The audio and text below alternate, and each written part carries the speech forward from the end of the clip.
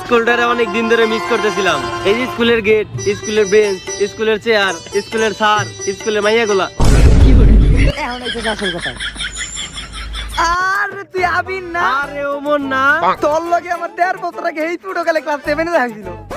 এখন আমরা ক্লাস 7 এই পড়ি।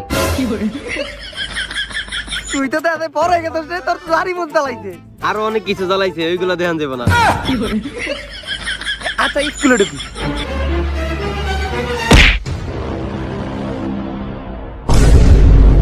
স্যার আপনি এই জায়গায় আমাকে দারুণ চাচা কই? একটু আগেই মারা গেছে। ও মনে হয় করোনায় মারা গেছে। না, একটু আগে আমি এনকাউন্টার করছি। আমার স্কুলে করোনা ছড়াইতেছে সেটা। তখন কার কার ভিতরে করোনা আছে?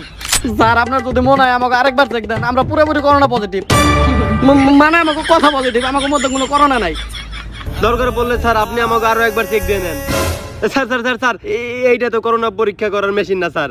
ও কি রে, তোর শরীরে তো গরম কে? স্যার একটু আগে ওইটা ধরলেন না, কপাল সহকারে নিচে অনেক কিছু গরম হয়ে গেছে। আজকের মতো যা।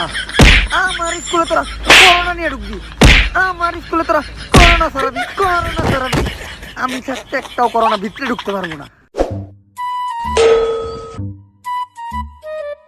দরজা এমনি আটকে রাখছে কেডা ভিতরে থেকে?